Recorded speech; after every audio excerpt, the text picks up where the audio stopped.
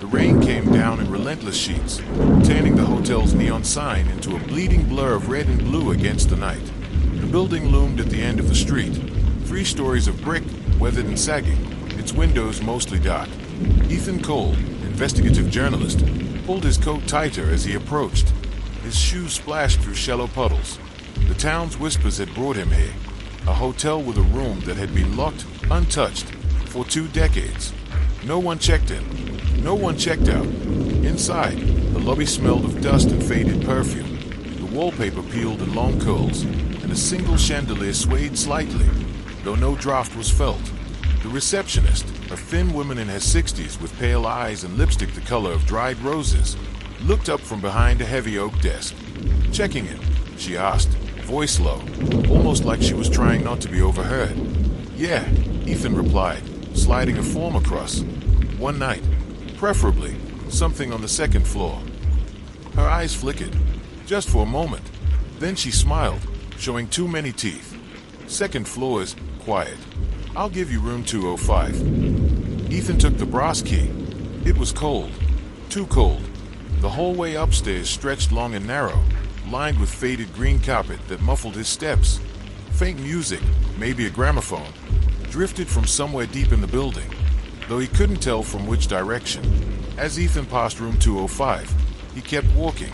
His real destination was farther down, the door with the tarnished number 219. Locals said no one had touched it for 20 years.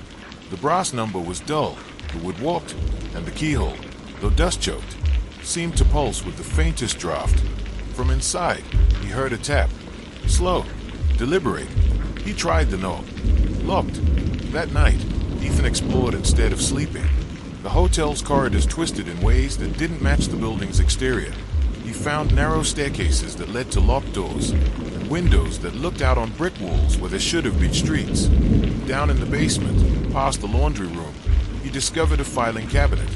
Inside, stacks of old guest logs, each written in the same looping handwriting, even the ones from decades apart. He flipped to 20 years ago. The final name under room 219, Margaret Hale. Checked in, November 4th, 2005. Checked out. No checkout date. Near midnight, Ethan returned to the 2nd floor. The air was thick, almost heavy to breathe. The door to room 219 was ajar. Inside, the room looked untouched.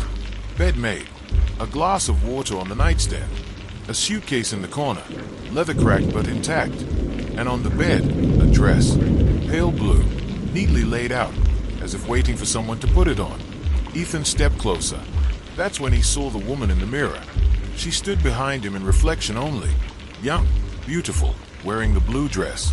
Her face was pale, eyes wide with something between terror and pleading. He turned.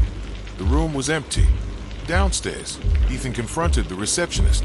"Who was Margaret Hale?" he demanded. The woman's painted smile faltered. "Some guests never leave." Ethan pressed harder, but she only shook her head.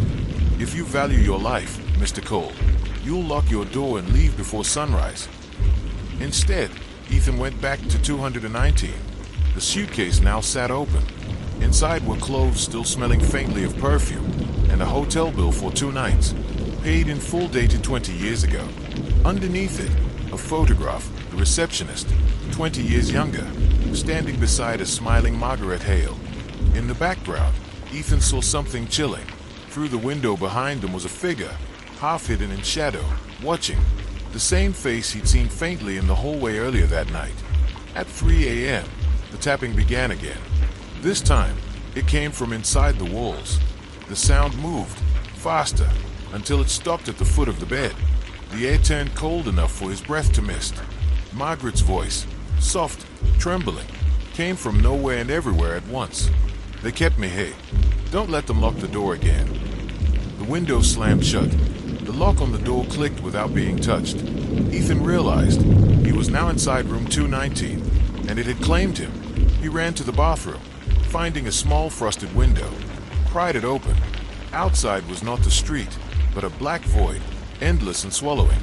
He turned back. The room was shifting. The wallpaper pulsed like skin.